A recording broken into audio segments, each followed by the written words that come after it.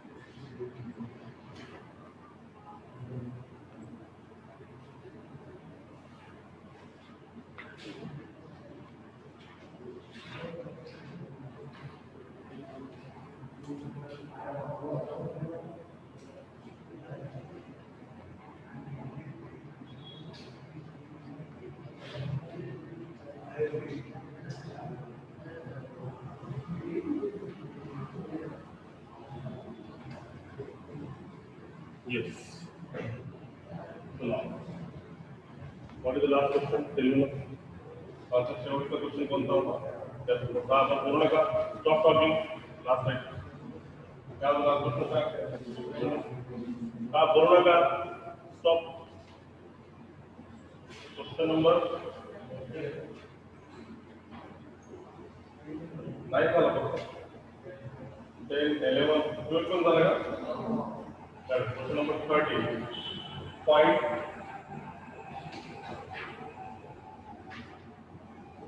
A bar. Point A bar is 13 question है. हाँ बोलो ना का क्लास में स्टॉप टॉकिंग.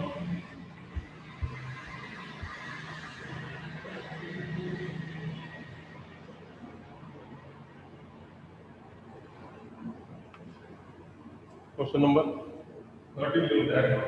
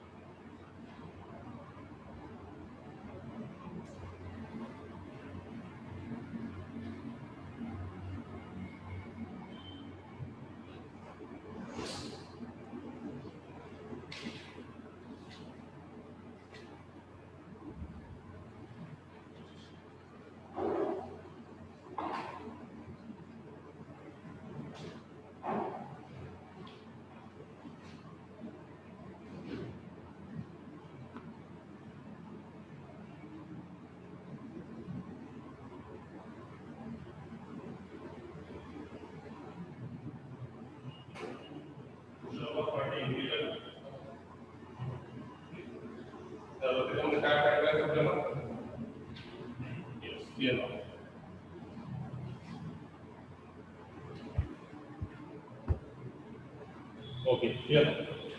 क्वेश्चन नंबर 13 मध्ये जर पाहिलं आपण तर 13 मध्ये प्रश्न विचारलेला आहे find A bar cross I plus 2a minus 5a.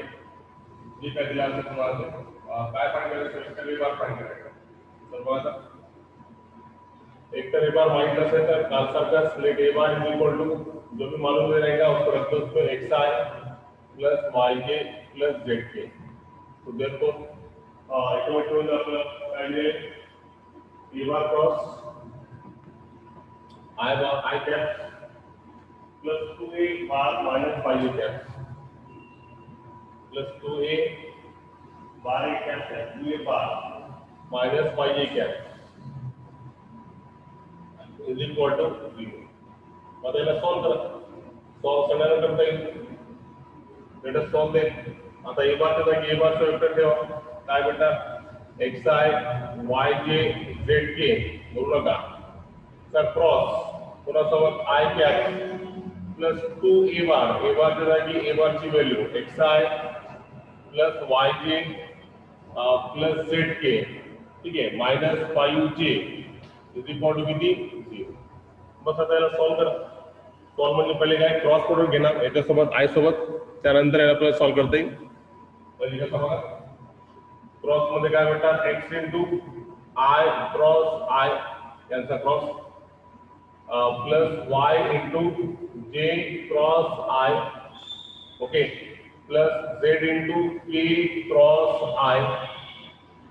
त्यानंतर याला मल्टिप्लाय करू आपण, मल्टिप्लाय केलं तर किती आलं, 2xi 2yj 2zk और माइनस किती 5j इज इक्वल टू किती 0. नाव आता याच्यामध्ये सगळ्यांना माहिती आहे काय कन्सेप्ट आहे, i cross i is equal to i cross i किती असतो, दॅट इज इक्वल टू किती 0. i cross i 0, j cross j 0. उसके बाद में इसकी वैल्यू j क्रॉस i किती, अब देखो साइकिल में जाओ, साइकिल में क्या i के बाद j और j के बाद क्या k और k के बाद क्या i, ऐसी साइकिल. तो याप्रमाणे j चा नंतर i आहे, मतलब साइकिल कैसी उलटी है. तो क्या बेटा तुम्हाला माइनस का k caps, k cross i, k cross i मतलब प्लस का j, ये नंतर आया तो साइकिल में रहा तो प्लस और साइकिल में रहा तो माइनस. तो can be right for the x हे झाला 0. डायरेक्ट करू का मग x इंटू 0 किती झाला, x चे पार्ट फक्त हा x हा 0, j क्रॉस i म्हणजे किती minus k cap, i cross j असेल तर प्लस चा, डायरेक्शन चेंज असेल तर माइनस चा, k क्रॉस i सांगा किती j कॅप प्लस चा, प्लस मग किती 2xi 2yj plus 2zk minus 5j equal to किती 0. बस संपलं. आता याच्यामध्ये काय करता येईल, इथे 0 झाला, पहिला टर्म हा 0 झाला, x इंटू 0 0. आता याच्यामध्ये i j k वाले कोएफिशिएंट कॉमन काढा, म्हणजे याच्यात पहिला आपण i वाले एकच आहे, तर याला पहिल्यांदा 2xi j वाले काढा, तर j मध्ये काय आहे zj आणि 2yj, तर काय करता येईल त्याच्यामध्ये आपल्याला 2y प्लस z आणि दोघांना कॉमन काय j कॅप्स, राईट आहे का नाही, प्लस के वाले कॉमन काढ, के वाले कोणकोणते, हे जरा मायनसचा y आणि पुन्हा किती प्लसचा 2z, नाही जे वाला अजून मला वाटतं हे बघा, जे वाले बघा 2y पुन्हा मायनस 5j आणि पुन्हा zj. तर मला सिस्टममध्ये कसं येईल, पहिल्यांदा 2y नंतर z नंतर कॉन्स्टंट मतलब क्या माइनसचा 5 जे कॅप, के वाले जर पहिले जर फक्त किती माइनस वाय के म्हणजे माइनसचा वाय केचा कोएफिशिएंट आणि पुन्हा किती 2z म्हणजे ब्रॅकेट मध्ये येणार minus Y plus 2z into किती k cap is equal to किती 0. तर नेहमी लक्षात घ्या यामध्ये आपल्याला काय करते, ज्यावेळेस असा असेल या साईडला वेक्टर आय वेक्टर जे आणि वेक्टर के मध्ये असतील, तर या वेक्टरला 0 म्हणजे हा 0 नाही, हा 0 म्हणजे काय आहे 0 वेक्टर आहे. तर या 0च्या जागी आपल्याला असं येईल का 0i plus 0j plus 0k असं येतं, काय अडचण आहे का आपल्याला, फक्त हे कशामुळे लिहिलं, because in this side of vector i j k is given to us, आणि या साईडला सुद्धा आपण 0 ला लिहिते, तर हे दोन्ही वेक्टर काय झाले इक्वल झाले. इक्वल झाले तर काय करता येईल, bye equality of vectors, bye equality of vector जर पाहिलं तुम्ही तर आपल्याला काय काय भेटणार, किती इक्वेशन भेटणार इक्वलिटी ऑफ वेक्टर सांगा, 3. पहिली काय i चा कोएफिशिएंट 2x, i चा कोएफिशिएंट 0, तर मला सांगा 2x इक्वल टू 0, तर x इक्वल टू किती आला आला. त्यानंतर y वाला, y म्हणजे काय तुम्हाला j वाला, j वाला किती तुम्हाला 2i minus z minus 5 is equal to किती 0, राईट, बरोबर आहे का. 2y plus z minus 5 equal to 0. शेवटचा मायनसचा y plus 2z is equal to किती 0. तर इथून तुम्हाला काय काढता येईल, मायनसचा y इक्वल टू 2z, तर y इक्वल टू किती आला सांगा, मायनसचा 2z नाही ना, minus y equal to minus 2z, तर y इक्वल टू किती 2z फक्त, संपलं. आता काय करा, हे y इक्वल टू 2z कशामध्ये ठेवता येईल, इक्वेशन नंबर यामध्ये हॉटलेस नंबर द्या किंवा डायरेक्ट पण ठेवता येईल. y इक्वल टू 2z याच्यात ठेवा, तर तुम्हाला कोणाची किंमत भेटणार झेडची है ना.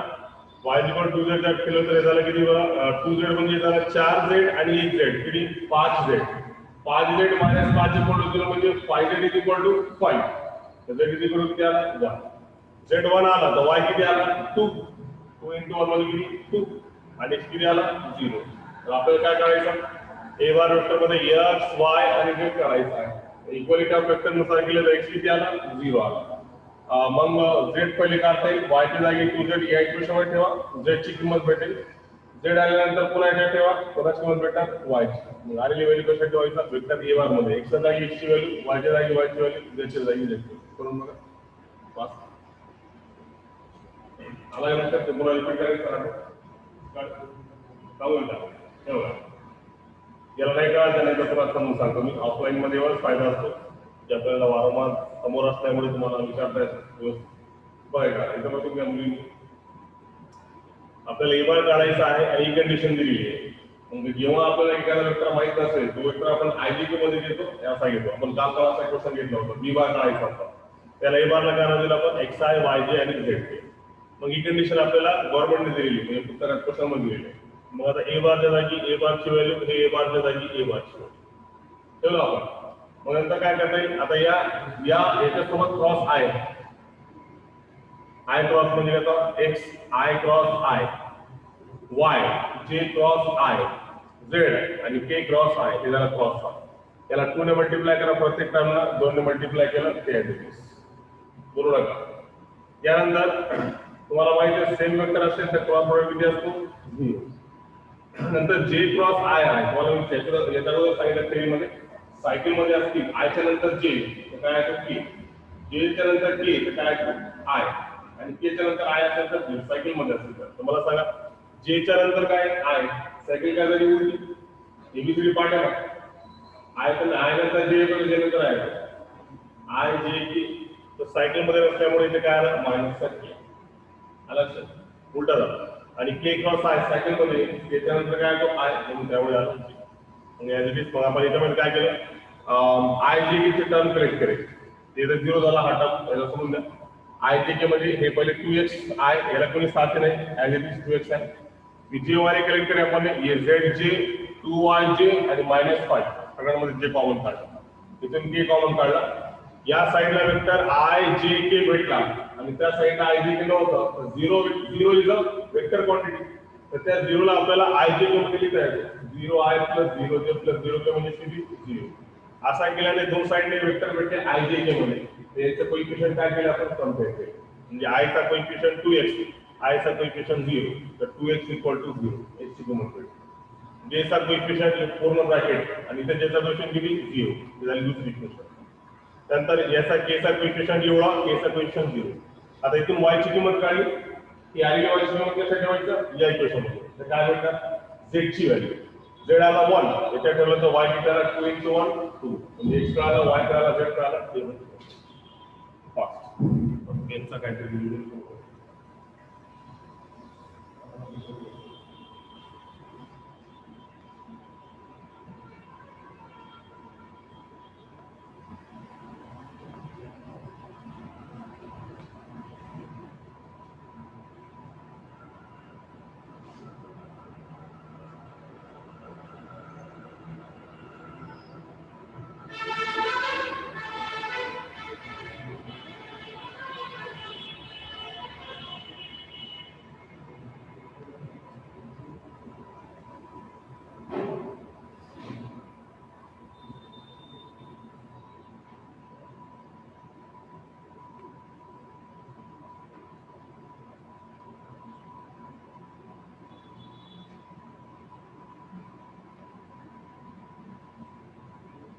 फास्ट करा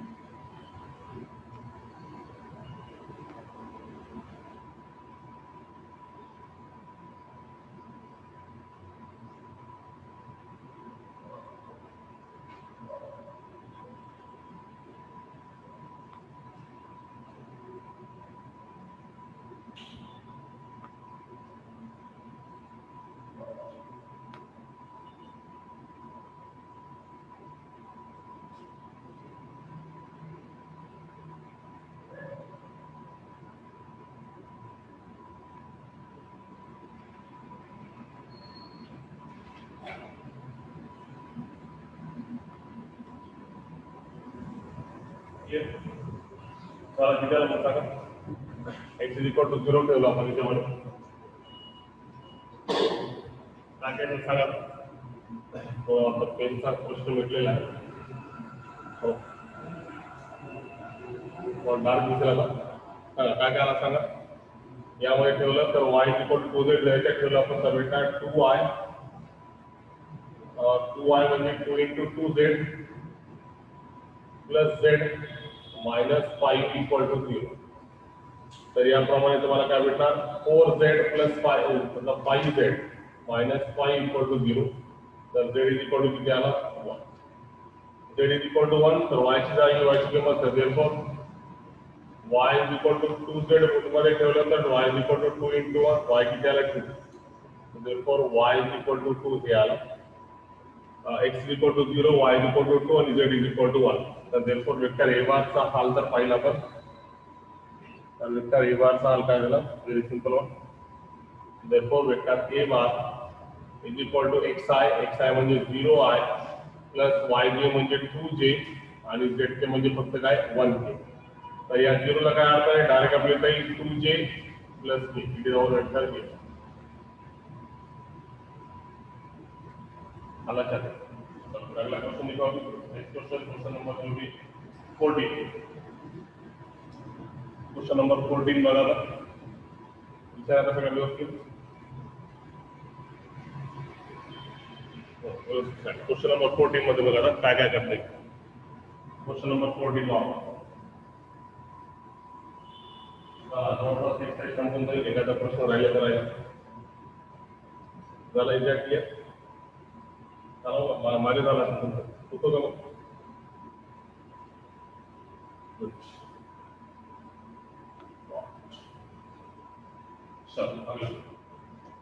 क्वेश्चन जो वाला है कि अगर एक बार magnitude of a bar dot b bar is equal to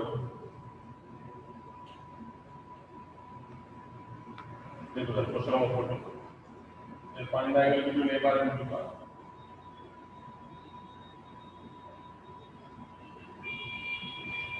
बहुत सिंपल क्वेश्चन 4 से 5 लाइन का आंसर. बस आपल्याला दोघांमध्ये अँगल फाइंड करायचा. दो vector a bar b bar एक वेक्टर और एक वेक्टर. ये वेक्टर a बार ये वेक्टर b बार और ये दोनों के बीच में एंगल निकालने का है. तो एंगल मालूम नहीं है इसके आगे से क्या लेंगे थीटा. सबसे पहले डेफिनेशन के साथ लिहून का पहिले समजून घ्या नंतर लिहा. तर असं म्हणता येईल आपल्याला की let theta be the angle between a bar and b bar. दोनों के बीच में एंगल मालूम नहीं है इससे अपन क्या लिए theta. Then what is the condition here. Condition क्या है magnitude of a bar dot b bar.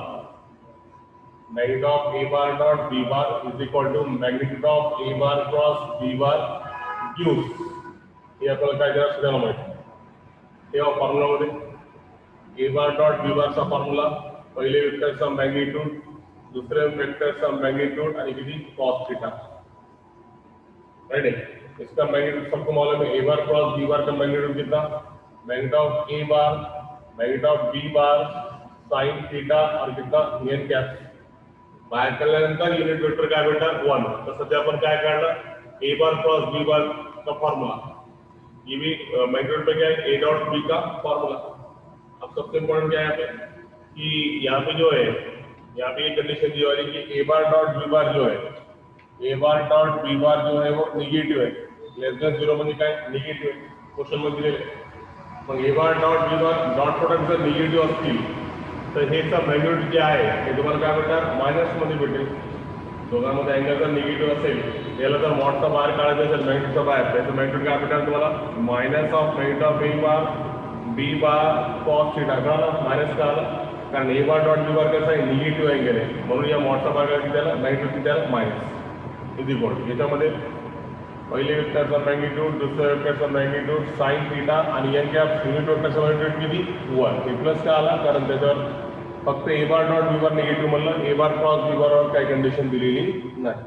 मग ओळखा मग समजा मग काय हे कटला हे कटला हे कटला हे कटला तर कटला कटला किती राहिला मग -1 इज इक्वल टू काय राहिला याच्यामध्ये sine theta by cos theta, यहाँ पे माइनस रहेगा, ये कॉस थीटा इसकी डिवीजन में चलेगा तो साइन बाय कॉस होगा। साइन बाय कॉस मतलब क्या, tan theta, tan theta equal to कितना आया -1, ठीक है। tan थीटा जर -1 आला तर बघा तर मग काय करता येईल, if tan theta is a -1 so can we write this one as a tan theta is equal to minus sin it is, मला सांगा 1 म्हणजे tan किती 45 म्हणजे π/4 लिहू, π/4 लिहा किंवा 45 लिहा, दोघांचा मिनिंग कसा आहे सेम, तर मी हा 1 च्या जागी काय लिहिणार tan π/4, बघा समजून घ्या। tan थीटा ला -1 मी ऍडजस्ट ठेवलो आणि ह्या 1 च्या जागी मी काय ठेवलो tan π/4, tan 45 ची व्हॅल्यू किती असते 1। आता आयडियल अँगलचा वापर करता येईल, थीटा काढायचा असेल तर असं होणार नाही की बाबा हे tan gets cancel theta is equal to -π/4 मध्ये देऊ, तर अँगल काढायचे असेल तर कसं लक्षात घ्या की तुम्हाला हे सगळं माहित आहे, जागा आहे आपल्याकडे इथे दाखवतो कोपऱ्यात, दिस वन या सगळ्यांना माहिती आहे, ASTC after school to college. तर आता आपल्याला tan कसा आहे निगेटिव्ह आहे, तर tan निगेटिव्ह काय करायचं, tan is negative in second quadrant and fourth quadrant, बरोबर आहे। सेकंड क्वाड्रंट आणि फोर्थ क्वाड्रंटला tan कसा असतो पॉझिटिव्ह, निगेटिव्ह, आणि पॉझिटिव्ह कुठे असतो पहिला आणि तिसऱ्याला। तर मला सांगा -tan π/4 दिला असेल तर आपल्याला सेकंड क्वाड्रंट आणि कशानुसार लिहिता येईल फोर्थ क्वाड्रंट, तर आपण सेकंड क्वाड्रंट मध्ये असेल तर हे किती असते पाय, हे किती असतो π/2 आणि हे किती असतो 3π/2, हे किती 0। तर सेकंड क्वाड्रंट मध्ये जर पाहिलं तर पाय मायनस म्हणजे सेकंड क्वाड्रंट, तर आता याला जर मला लिहायचे असेल तर पॉझिटिव्ह करायचे असेल आणि नाही नुसार मी कसं लिहिणार याला tan, सेकंड मध्ये निगेटिव्ह असतो ना, तर याला मी काय करणार पाय मधून पाय में से कितना एंगल माइनस करेंगे अपन ये π/4, ऐसा करने से देखो फॉर्मूला होगा tan एंगल का फॉर्मूला tan 180 माइनस थीटा, तर tan चा एंगल ला 180 असल्यामुळे tan च्या जागी tan, थीटा किती आहे π/4, राहिला प्रश्न प्लस का माइनस, तो tan पाई माइनस म्हणल्यावर कोणता क्वाड्रंट सेकंड क्वाड्रंट, और सेकंड क्वाड्रंट में tan क्या रहता माइनस, तो ये -tan π/4 के जगह पे हम ऐसे लिखेंगे। लक्षात समझो कि ये समझो tan π/4 नहीं आता था, ये आता था -tan π/6, तब भी इसको प्लस करने का हम क्या करते थे, देखो यहाँ पर माइनस आया तो हमारे पास दो चांस है, एक सेकंड क्वाड्रेंट और एक कौन सा फोर्थ क्वाड्रेंट, तो कैसे लिखने को अपन सेकंड के हिसाब से पाई माइनस पाई बाय 6।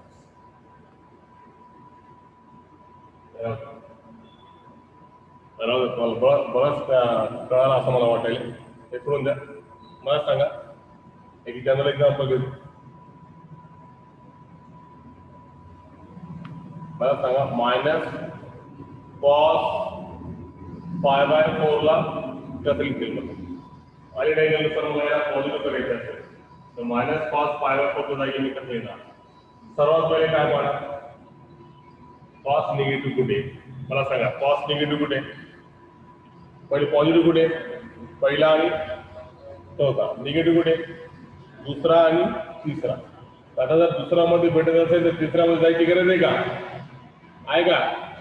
राजाचे जर दोन मुलं असतील आणि एक मोठा मुलगा नेहमी काय असतो राजकुमार असतो, तो जर वयात कामातून गेला असेल तर मग लहानाला राजकुमार होतं, आता इथे मोठा मुलगा अवेलेबल आहे म्हणजे दोन ठिकाणी निगेटिव्ह भेटायला, तर आपण थर्डचा विचार करणार का दुसऱ्याचा विचार करणार, दुसरा राजकुमार याच करणार पण ना, तर त्यामुळे निगेटिव्ह जरी असेल तर मी सेकंड क्वाड्रंटचा विचार करणार, म्हणजे मला याला जर लिहायचे असेल तर मी लिहिणार कॉस ऑफ सेकंड क्वाड्रंट म्हणजे काय पाय मायनस, तिथे सरपंचचा इथे अँगल किती आहे π/4, कॉस ऑफ पाय मायनस π/4 असं लिहिते। म्हणजे कोणत्या अँगलला निगेटिव्हला जर पॉझिटिव्ह करायचे असेल आणि अँगलनुसार तर बघावं लागेल ते पुढे निगेटिव्ह आहे, मग त्याप्रमाणे त्याला आपण लिहिते। याची एक्झाम्पल सांगा, म्हणजे आता मी तुम्हाला म्हणलं की what is the value of -sin π/6 आणि अँगल वापरतो, कसा वापरते, सर्वात पहिले विचार करायचा साइन पुढे निगेटिव्ह आहे, पुढे निगेटिव्ह थर्ड आणि फोर्थला, आपण थर्डचा विचार करणार का फोर्थचा, थर्डचा, तर कसा विचार करणार साइनच्या जागी साइन, थर्ड म्हणल्यावर कसं आहे बघा पाय मायनस म्हणल्यावर सेकंड आणि पाय प्लस म्हणजे थर्ड. तो कशी लिहायचं आपण साइन ऑफ पाय प्लस आणि अँगल किती आहे पाय बाय. आला कळाला एक कन्सेप्ट कळाला काय कन्सेप्ट बस एवढं त्याच्यामध्ये आज भेट एवढाच कन्सेप्ट महत्वाचा होता बस आंसर आ गया तुम्हारा खत्म. देखो तो अब आपके पास क्या आया tan theta is equal to -1 तो हमने लिखे यहाँ पे tan theta is equal to -1 च्या जागी tan पाय बाय 4. मग आता सेकंड क्वाड्रंटला आणि फोर्थ क्वाड्रंटला tan कसा आहे निगेटिव्ह आहे तर मला या -tan पाय बाय 4 च्या जागी लिहिता येईल tan of pi minus pi by 4. याला जर मी सॉल्व केलं तर किती tan 3 पाय बाय 4. तर tan थीटा किती आला तुम्हाला 3 पाई बाय 4. tan से tan थीटा हो गया cancel theta is equal to कितना है तब उतना ही आंसर. दोघांमध्ये अँगल किती मग therefore the angle between a bar and b bar is 3 पाय. क्रॉस केलं रे बाबा असं का बघा क्रॉस केलं 4 पाय मधून 1 पाय गेलं तर 3 पाय डिवाइड बाय किती 4. दोन्ही साइडने tan tan आहे ते कॅन्सल होणार थीटाची किंमत किती 3 पाय.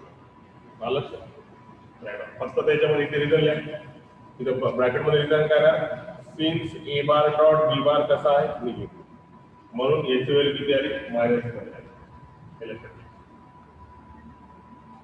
आला का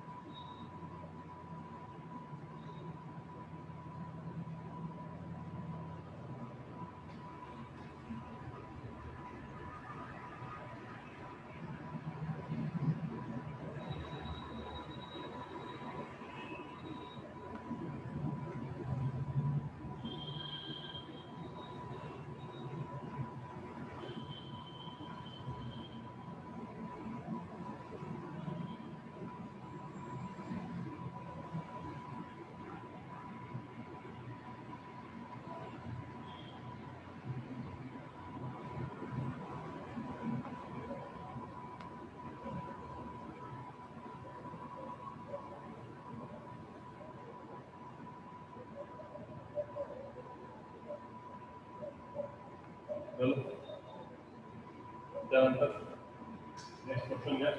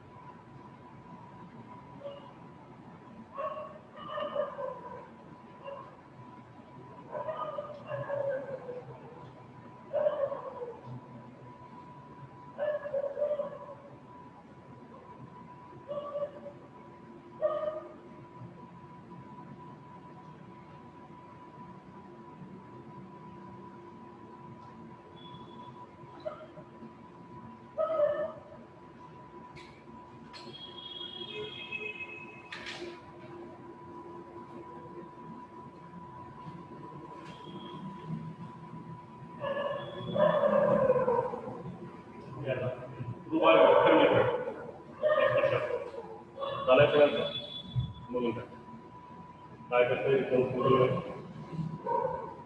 तर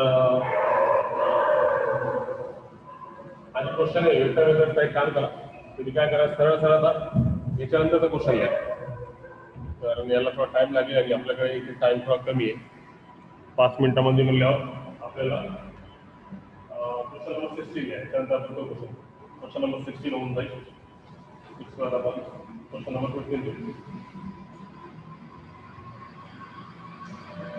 क्वेश्चन नंबर 16 मध्ये काय विचारलं ते लक्षात घ्या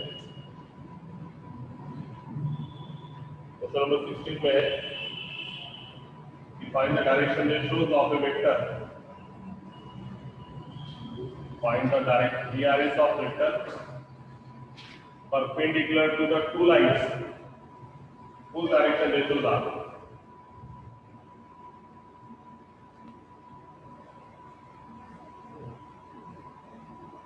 faster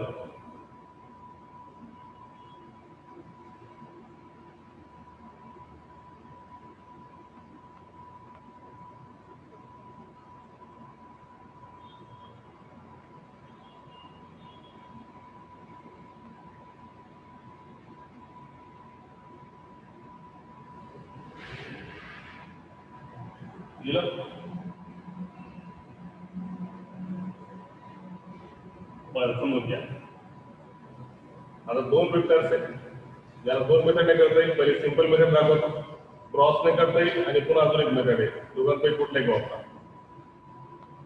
एक वेक्टर ए बार आहे और एक vector B bar along the line suppose there is a vector a bar along the line whose direction ratios are जो लाइन की डायरेक्शन रेशियो क्या है -2, 1, -1 and b bar is a vector whose direction ratios are -3, -4, 1. Let a bar is a vector along the line whose direction ratios are -2, 1, -1 and b bar is a vector along the line whose direction ratios are -3, -4, 1. दोन line के दोन direction ratio दिले तर आपण एका लाईनवर एक vector A बार घेतला आणि एका लाईनवर दुसरा का वेक्टर कोणता घेतला बी बार घेतला ज्याचं आपल्याला काय माहिती आहे डायरेक्शन देतो मग हे ए बार आणि बी बार जर माहित असतील तर त्यांनी काय म्हणलं कसं वेक्टर काढा फाइंड द डायरेक्शन देतो of vector perpendicular to the two lines म्हणजे या दोन लाईनला कोऑर्डिनेट काय आहे परपेंडिक्युलर आता म्हणजे मी जर याला ए बार घेतलं आणि याला बी बार घेतला तर आपल्याला असा लाईन काढायचा आहे जे की दोन्ही लाईनला काय आहे परपेंडिक्युलर याच्यावर ए बार याच्यावर बी बार असल्यास तुम्हाला माहित आहे ही लाईन याला परपेंडिक्युलर आहे म्हणजे मला सांगा हे काय तुमचा ए बार क्रॉस बी बार दोन्ही लाईनला परपेंडिक्युलर कोण असतो त्यांचा क्रॉस ए बार क्रॉस बी बार म्हणजे कोण युनिट वेक्टर राईट हँड झालं ना ए बारला बी बार हे केलं तर हा थर्ड वेक्टर याला काय असेल परपेंडिक्युलर आणि आपला हाच परपेंडिक्युलर वेक्टर काढायचा तर परपेंडिक्युलर वेक्टर ऍक्च्युअल काय असेल या दोघांचा काय असेल क्रॉस तर आपण काय सांगता येईल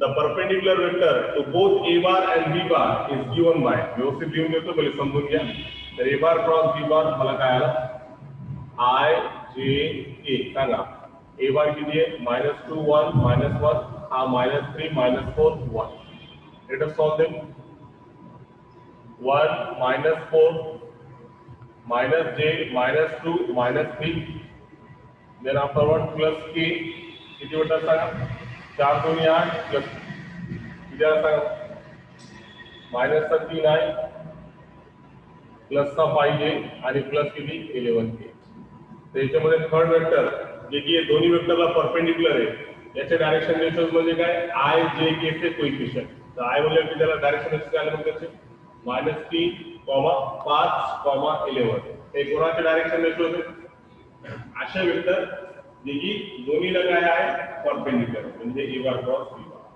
आलं लक्षात कधीही जर एखादा लाईन समोरच्या दोन लाईनला परपेंडिक्युलर असेल तर सरळ सरळ काय करायचं एका लाईनवर एक वेक्टर दुसऱ्या लाईनवर दुसरा वेक्टर आणि जे त्याला परपेंडिक्युलर आहे ते परपेंडिक्युलर नेहमी कसं काढायचं त्याचा क्रॉस घेऊ म्हणजे ए बार क्रॉस बी बार आलं लक्षात आता याला फक्त लिहून लिहायचा पॅटर्न असेल late A bar with a vector along the line let A bar be a vector along the line whose direction ratios are minus 2 comma 1 comma minus 1, whose direction ratios are minus 2 comma 1 comma minus 1 पूरा, and B bar be a vector whose direction ratio B bar be a vector along the line, and B bar be the vector along the line whose direction ratios are minus 3 comma minus 4 comma 1, whose direction ratios are minus 3 comma minus 4 comma 1 हो गया. Next line में तो लिखेंगे then A bar is equal to minus का 2i plus का j minus का k, और B bar क्या हो गया माइनस का 3i माइनस का 4j